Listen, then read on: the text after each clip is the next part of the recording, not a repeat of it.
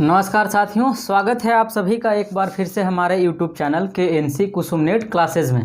साथियों, हम लोग बात कर रहे थे हड़प्पा सभ्यता के डिफरेंट टाइप के प्लेसेस के बारे में, जिसमें मुख्य तौर पे कई सारे प्लेसेस के बारे में लगभग 7 से 8 प्लेसेस के बारे में हमने पिछले वीडियो में बात किया था। आज के वीडियो में 7 से 8 इंपॉर्टेंट प्लेसेस के बारे में बात करेंगे। तो आइए देखिए एक एक करके कौन कौन से प्लेसेस हैं और वहाँ से किन किन चीज़ों का प्रमाण मिला है। आप हमारे साथ लिखते चलेंगे और लिखने से ज़्यादा समझने की कोशिश करेंगे हमेशा की तरह।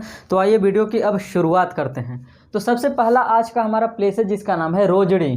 ठीक है, रोजड़ी एक प्लेस का नाम है जो कि हड़प्पा सभ्यता का इंपॉर्टेंट प्लेस है और यह काठियावाड़ यानी कि गुजरात में लोकेटेड है और अहमदाबाद ज़िले में। यहाँ से हमें लाल, चमकदार, काला एवं मृदभांड, ठीक है, मृदभांड का अर्थ है मिट्टी का बर्तन, है ना, मिट्टी का बर्तन का प्रमाण मिला है जो कि मुख्य तौर पे लाल रंग का है, चमकदार है और काले रंग का है। उसके अलावा चेस, ठीक है, चेस बोर्ड का प्रमाण मिला है जिससे यह प्रमाणित होता है कि वहाँ के लोग मनोरंजन के लिए चेस खेलने का काम करते थे। जैसे कई जगहों पे जुआ खेलने का काम करते थे, मछली मारने का काम करते थे, पासा फेंकने का काम करते थे, उसी तरीके से यहाँ के लोग चेस खेलने का काम करते थे। इसीलिए चेस बोर्ड का प्रमाण हमें कहाँ से मिला है? रोजड़ी से मिला है। यह अपवाद स्वरूप है, ध्यान रखिएगा। हड़प्पा सभ्यता के किसी भी प्लेस से चेस बोर्ड का प्रमाण नहीं मिला है सिवाय रोजड़ी। उसके अलावा यहाँ से ज्यामितीय शेप के कई तरह के उपकरण पाए गए हैं, ठीक है, कई तरह के इंस्ट्रूमेंट पाए गए हैं जो कि ज्यामितीय आकार के हैं। और ज्यामितीय आकार डिफरेंट तरह के हो सकते हैं, जैसे कि सर्कुलर भी हो सकते हैं, हो सकता है ट्रायंगुलर हो, ठीक है, या हो सकता है समचतुर्भुज के आकार का हो या फिर किसी भी आकार का हो सकता है। उसके बाद दूसरे प्लेस के बारे में बात करते हैं और आज का हमारा दूसरा प्लेस है आमरी। ठीक है, आमरी की खोज 1929 ईस्वी में, कब? 1929 ईस्वी में एनजी मजूमदार के द्वारा की गई थी। और यहाँ से प्राक हड़प्पा कालीन अवशेष मिले हैं। जैसे हमने बताया था कि हर एक सभ्यता के 3 चरण होते हैं, 3 फेज होते हैं। पहला जो कि उसका प्रारंभिक फेज है, अर्ली स्टेज है, उसके बाद मैच्योर स्टेज है और लास्ट का स्टेज जिसे आप डेक्लाइन स्टेज के नाम से जानते हैं। तो यहाँ से हड़प्पा सभ्यता के प्रारंभिक स्टेज यानी इनिशियल स्टेज के बारे में जानकारी प्राप्त होती है। उसके बाद यहाँ से 12 सिंगा नाम के जानवर का प्रमाण मिलता है। कई तरह के मृदभांड पाए गए हैं, वहाँ पे 12 सिंगों का चित्रांकन किया गया है। उसके अलावा यहाँ से जो मृदभांड प्राप्त हुआ है वह भूरे रंग का है, काले रंग का है, धूसर वर्णी मृदभांड है यानी ग्रे कलर का है। 3 तरह के कलर हैं, कौन कौन? भूरा है और ब्लैक है। उसके बाद आगे आते हैं, तीसरा प्लेस है हमारा रोपड़। और रोपड़ पंजाब में लोकेटेड है, पंजाब में सतलज नदी के किनारे। ध्यान रखिएगा, रोपड़ से सवाल पूछा जाता है। रोपड़ कहाँ लोकेटेड है? पंजाब में है। और पंजाब में किस नदी के किनारे? तो सतलज नदी के किनारे है। उसके बाद इसकी खोज वाई.डी. शर्मा के द्वारा की गई थी। इसका उत्खनन का काम वाई.डी. शर्मा ने किया था। और यह नवपाषाण काल एवं ताम्रपाषाण कालीन, यह दोनों संस्कृति से रिलेटेड है। यहाँ से नियोलिथिक कल्चर के भी कई तरह के तमाम जानकारियाँ प्राप्त होती है। उसके साथ साथ कैल्कोलिथिक फेज से भी रिलेटेड बहुत सारे अवशेष यहाँ पे पाए गए हैं। उसके साथ साथ जिसके लिए रोपड़ जाना जाता है, यहाँ से मानव के साथ साथ कुत्ते को दफनाने का साक्ष्य प्राप्त हुआ है। जैसे बुर्ज होम में प्राप्त हुआ था जो कि कश्मीर प्रांत में लोकेटेड था, उसी तरीके से रोपड़ से प्राप्त हुआ है। और यह भारत के प्रांत में यानी भारत के प्रांत में लोकेटेड है। कहाँ पर? पंजाब में। और मानव के साथ साथ कुत्ता को दफनाने का प्रमाण, ठीक है। इससे क्या चीज़ प्रमाणित होता है कि मानव जिन जिन वस्तुओं से, जिन जिन ऑब्जेक्ट से या जिन जिन जानवर से वो प्यार करता था, जो उसका लवेबल थिंग्स था, उस सभी को मरने के बाद उसके कब्र के साथ उसके साथ डालकर दफना दिया जाता था। और आग लगने से, अच्छा अब लास्ट में बताया कि आग लगने से इसका रोपड़ का, ठीक है, रोपड़ जो जगह है उसका पतन हो गया आग लगने की वजह से। उसके बाद चौथा प्लेस है हमारे पास रंगपुर, जो कि गुजरात में लोकेटेड है और यह गुजरात के काठियावाड़ यानी अहमदाबाद ज़िले में है। यहाँ से तीनों फेज का प्रमाण मिलता है, इनिशियल हड़प्पा का भी, मैच्योर हड़प्पा का भी और उसके साथ साथ डेक्लाइन ऑफ हड़प्पा यानी कि तीनों स्टेज के बारे में जानकारी प्राप्त होती है। कहाँ से? रंगपुर से। उसके बाद यहाँ से कच्ची ईंट का प्रयोग किया गया, ठीक है। रंगपुर में जितने भी घर बनाए गए हैं, जितने भी स्नानागार से लेकर तमाम चीज़ों का निर्माण किया गया है, वहाँ पे कच्ची ईंटों से बनाया गया है। उसके बाद नालियाँ जो हैं मोहनजोदड़ो की तरह बनाई गई हैं। मोहनजोदड़ो जहाँ से स्नानागार प्राप्त हुआ था, तो वहाँ जो नालियाँ होती थी बहुत सुदृढ़ होती थी, बहुत विकसित थी। तो यहाँ की भी नालियाँ जो हैं, रंगपुर की नालियाँ, वह भी मोहनजोदड़ो की तरह हैं, यानी बहुत सुदृढ़ हैं, बहुत विकसित है। उसके साथ साथ मृदभांड पे कई तरह के बिंदुओं का प्रमाण मिला है, यानी रंगपुर से जो भी मृदभांड पाए गए हैं उसके ऊपर डिफरेंट टाइप के बिंदु हैं, कहीं छोटा बिंदु, कहीं बड़ा बिंदु, ठीक है, कहीं के त्रिभुजाकार बिंदु है, कहीं पे सर्कुलर बिंदु है। तो इस तरीके कई तरह के बिंदुओं का प्रमाण मिला है कहाँ से, रंगपुर के मृदभांड पे। तो यह 4 प्लेसेस थे। आइए 5वें प्लेस के बारे में जानते हैं। 5वां प्लेस है आज का हमारा धौलावीरा, और इसकी खोज 1967 से 68 ईस्वी में जगपति जोशी ने की थी। ठीक, किसने?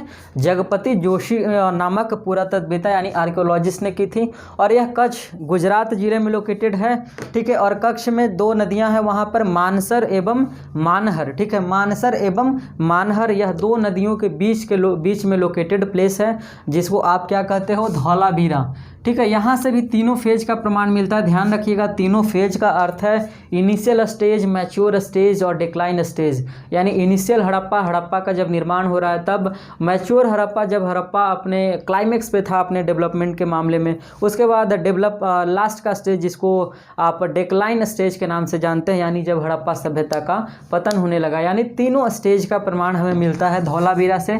उसके साथ साथ यहाँ से, यह एक्सेप्शनल है, याद रखिएगा, यहाँ से जो मकान मिले हैं, यहाँ से जो घर मिले हैं वह 3 तरह के हैं। पहला, एक तो ऊंचे टीले पे बनाया गया है, दूसरा मध्य पे और तीसरा नीचे पे। तो हमने आपको बताया था कि जो घर नीचे बनाए जाते थे पूर्वी हिस्सों में उसको दुर्गीकृत नहीं किया जाता था, और जो पश्चिमी हिस्से में बनाए जाते थे ऊंचे टीले पर उसको दुर्गीकृत किया जाता था। लेकिन यहाँ पर तीनों तरह के 3 जगह पे मकान बनाए गए हैं, ऊपर में भी, नीचे में भी और बीच में भी, ठीक है, याद रखिएगा। उसके बाद यहाँ का जनसंख्या टोटल 20,000 बताया गया है, और ऐसा बताया गया है कि यहाँ वाटर का जो प्रबंध था, जल का जो प्रबंध था वो बहुत ही बेहतरीन था, बहुत ही अति विशिष्ट था, अति उत्तम किस्म का था। यानी कि यहाँ पे जो वाटर मैनेजमेंट सिस्टम है वो बहुत ही बेहतरीन था, बाकी सभी प्लेसेस के कंपैरेटिव स्टडी करने पर यह पता चलता है ना। आगे आते हैं और अगला हमारा प्लेस है, उसका नाम है राखीगढ़ी। राखीगढ़ी के बारे में सिर्फ इतना याद रखिए, हरियाणा के घग्गर नदी के किनारे लोकेटेड है, और यहाँ से भी तीनों फेज की जानकारी प्राप्त होती है। और राखीगढ़ी जो है वह बड़ा है शेप में, किससे? धौलावीरा से। यह सवाल कई बार पूछा गया है, दोनों से पूछ दिया जाता है, शेप के अकॉर्डिंग आप बताइए राखीगढ़ी बड़ा है कि धौलावीरा बड़ा है। तो आप ध्यान रखिएगा कि राखीगढ़ी जो है वह शेप में धौलावीरा से बड़ा है ना। उसके बाद आगे आते हैं, अगला प्लेस है हमारा कुणाल, ठीक है। कुणाल जो है यह भी हरियाणा में लोकेटेड है, और हरियाणा के हिसार नामक ज़िले में लोकेटेड है, और यह सरस्वती नदी के किनारे बसा हुआ है। उसके साथ साथ यहाँ से इनिशियल हड़प्पा की जानकारी प्राप्त होती है, प्राक हड़प्पा की जानकारी प्राप्त होती है। उसके अलावा यहाँ अपवाद स्वरूप है, यहाँ से सवाल पूछा जाएगा, चांदी का 2 मुकुट का प्रमाण भारतीय उपमहाद्वीप में पहली बार मिल रहा है। चांदी के 2 मुकुट का प्रमाण कहाँ से? कुणाल से। कुणाल कहाँ में है? हरियाणा में है, और हरियाणा के कहाँ? हिसार जिले में है। उसके बाद आ गया था अगला प्लेस है हमारा अली मुराद, और अली मुराद सिंध के क्षेत्र में लोकेटेड है। कहाँ? सिंध के क्षेत्र में लोकेटेड है। यह ग्रामीण सभ्यता का परिचायक है, यहाँ पे जो भी चीज़ें चल रही थी वह पूर्णतः ग्रामीण थी। उसके अलावा वर्गाकार तरह के घर मिले हैं, वर्गाकार मुहर मिले हैं, वर्गाकार चबूतरे का प्रमाण मिला है। उसके अलावा यहाँ से कुआं का प्रमाण मिला है, जिससे साबित होता है कि यहाँ के लोग पानी पीने के लिए कुएँ का प्रयोग करते थे, कुएँ के पानी का इस्तेमाल दैनिक जीवन में करते थे। उसके बाद अगला प्लेस है हमारा संघोल, और संघोल पंजाब में लोकेटेड है, पंजाब के लुधियाना जिले में। और इसकी खोज, इसका उत्खनन एस तलवार नामक आर्कियोलॉजिस्ट के द्वारा किया गया था। यहाँ से अग्निकुंड का प्रमाण मिलता है, और अग्निकुंड जो है वह वृत्ताकार है। उसके साथ साथ तांबे की 2 छेनी का प्रमाण मिलता है। अगले प्लेस के बारे में आते हैं। अगला प्लेस है आलमगीरपुर, ठीक है। आलमगीरपुर की खोज 1958 ईस्वी में की गई थी। कब? 1958 में। किनके द्वारा? इंडियन आर्कियोलॉजी डिपार्टमेंट के द्वारा, भारतीय पुरातत्व विभाग के द्वारा इसका खोज किया गया था, इसका उत्खनन करवाया गया था। और यह उत्तर प्रदेश में लोकेटेड है, हिंडन नदी के किनारे, हिंडन नदी के बाएं तट पे, जैसे रावी नदी के बाएं तट पे लोकेटेड था हड़प्पा, उसी तरीके से हिंडन जो है उत्तर प्रदेश में यमुना की सहायक नदी है, तो हिंडन नदी के बाएं तट पे लोकेटेड है आलमगीरपुर, जो कि हड़प्पा सभ्यता का जब राजधानी की बात करेंगे तो नीचे दक्षिण में दाइमाबाद था और पूर्व में आलमगीरपुर था। और आलमगीरपुर, वही आलमगीरपुर कहाँ पे लोकेटेड है? हिंडा नदी के बाएं तट पे। उसके साथ साथ यहाँ से किसी भी तरीके का कोई भी मुद्रा का प्रमाण नहीं मिला है, किसी भी मॉनेटरी सिस्टम की जानकारी प्राप्त नहीं हुई है। उसके बाद आगे आते हैं, हमारा अगला प्लेस है मालवण। और मालवण जो है इसके बारे में इतना याद रखिए कि यह सूरत में लोकेटेड है। सूरत में ताप्ती नदी के किनारे, आपको नहीं दिख रहा होगा इसलिए मैं बार बार बोल रहा हूँ, आप लिख लीजिए। मालवण नाम है यहाँ पर और यह सूरत में है, ताप्ती नदी के किनारे है और इसकी खोज 1967 में जगपति जोशी महोदय के द्वारा की गई थी। अगला प्लेस है हमारा मिताथल। और मिताथल जो है वह भिवानी जिला हरियाणा में लोकेटेड है। भिवानी जिला हरियाणा में लोकेटेड है और यह इसकी खोज 1968 ईस्वी में 1968 में सूरजभान महोदय के द्वारा की गई थी। यहाँ से तांबे की कुल्हाड़ी का प्रमाण मिला है, जो सबसे अपवाद स्वरूप यहाँ से प्रमाण मिला है, इसी के लिए मिताथल को जाना भी जाता है। आगे आते हैं और अगला प्लेस है जो हमारा सबसे इम्पोर्टेंट और लास्ट प्लेस है हड़प्पा सभ्यता का। ठीक है, लास्ट बट नॉट लिस्ट, कुछ और भी हैं जिसको हम लोग फिर अगले लेक्चर में करेंगे। यदि उसमें एक आध दो प्लेस और मिलते हैं, मैं खोजूंगा तो मिल जाते हैं इंपॉर्टेंट, तो मैं उसको भी करवा दूंगा। आइए फिलहाल बात करते हैं कालीबंगा के बारे में।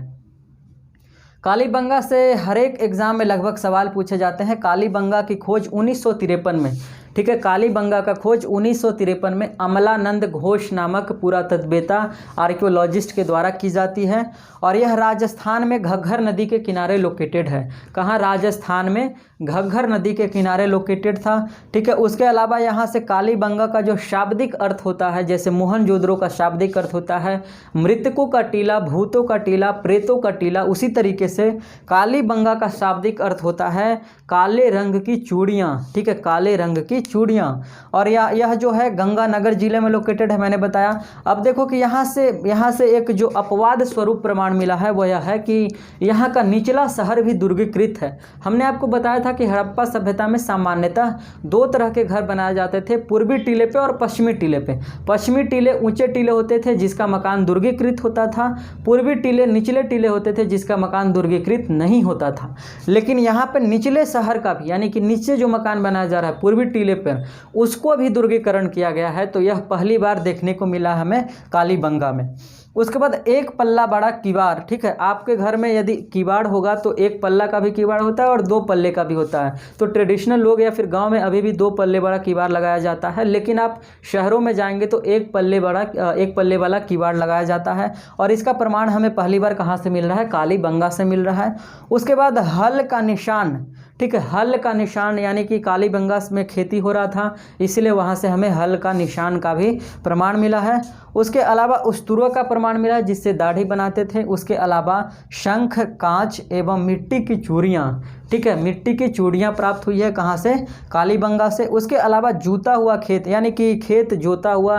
ठीक है, पहले हम लोग खेत में किसी चीज़ को बोने के लिए पहले उसको जोतते हैं, यानी यहाँ से जूते हुए खेत का प्रमाण मिला है। और दो फसल का प्रमाण मिला है, एक का नाम है जौ और दूसरे का नाम है सरसों।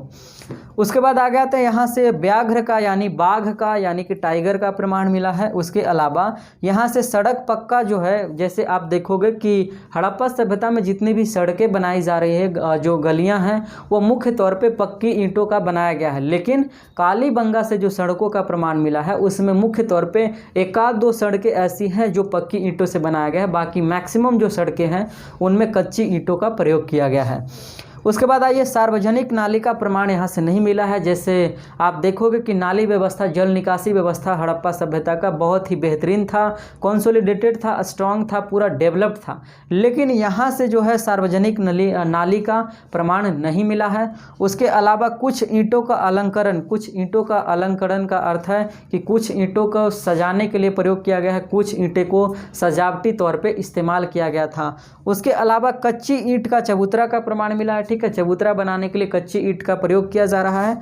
उसके अलावा मोरियों का प्रमाण मिला है और शब का प्रमाण मिला है जो कि पूर्व से पश्चिम की ओर लेटा हुआ है। सामान्य तौर पे शब को लेटा हुआ मिलता था उत्तर से दक्षिण दिशा में। आज भी अभी आप अपने गांव में, शहर में, परिवार में, समाज में देख सकते हैं कि कोई भी व्यक्ति मर जाता है तो हम लोग उसके सर को उत्तर दिशा में करते हैं, उसके पैर को दक्षिण दिशा में कर लिटा देते हैं। लेकिन कालीबंगा एकमात्र ऐसा जगह है जहाँ से हमें पूर्व से पश्चिम की ओर लेटा हुआ शब का प्रमाण मिला है। तो आज के वीडियो में इतना ही। टोटल प्लेसेस थे आज के हमारे लगभग 13 प्लेस था। मेरे ख्याल से हड़प्पा सभ्यता का जो प्लेस का लेक्चर सीरीज चल रहा था वह खत्म हो गया। अब हम लोग बात करने वाला है, इसमें 2-3 चीज़ें छूट गई है, उसके बारे में बात करेंगे। उसके बाद हड़प्पा सभ्यता बहुत जल्द ही खत्म हो जाएगा। उसमें बातें होंगी हमारे डिक्लाइन ऑफ इंडस सिविलाइजेशन के बारे में, यानी उसके पतन के लिए कौन कौन से जिम्मेवार कारक थे। और उसके बाद first urbanisation in India, 2 topic यहाँ पर बच गए हैं। और एक टॉपिक और बच गया है नगरीकरण के बारे में, ठीक है, जो सड़क वगैरह के बारे में हम लोगों ने पढ़ना छोड़ दिया था। तो यह 3 टॉपिक बचा हुआ है। यह 3 टॉपिक भी बहुत जल्द खत्म हो जाएगा, 1 से 2 दिन में, यानी उसके बाद फिर हम लोग वैदिक सिविलाइजेशन की शुरुआत करेंगे। तो आज का वीडियो यहीं पे ख़त्म करते हैं, फिर मिलेंगे अगले वीडियो में। तो वीडियो को ख़त्म करने से पहले यदि आप चैनल पे पहली बार आए हो तो चैनल को सब्सक्राइब कर लीजिए और अपने उन तमाम दोस्तों के साथ शेयर कीजिए जो यूजीसी नेट की तैयारी इतिहास विषय के साथ कर रहे हैं, या फिर वैसे स्टूडेंट जो किसी अन्य विषय के साथ कर रहे हैं तो वह हमारे साथ पेपर 1 के लिए जुड़ सकते हैं। ध्यान रखिएगा, सब्सक्राइब करने के बाद बेल आइकॉन ज़रूर दबा दीजिएगा ताकि हमारे हर एक वीडियोज़ की नोटिफिकेशन आप तक सबसे पहले पहुँचे। तो thank you very much to join me. फिर मिलेंगे अगले वीडियो में।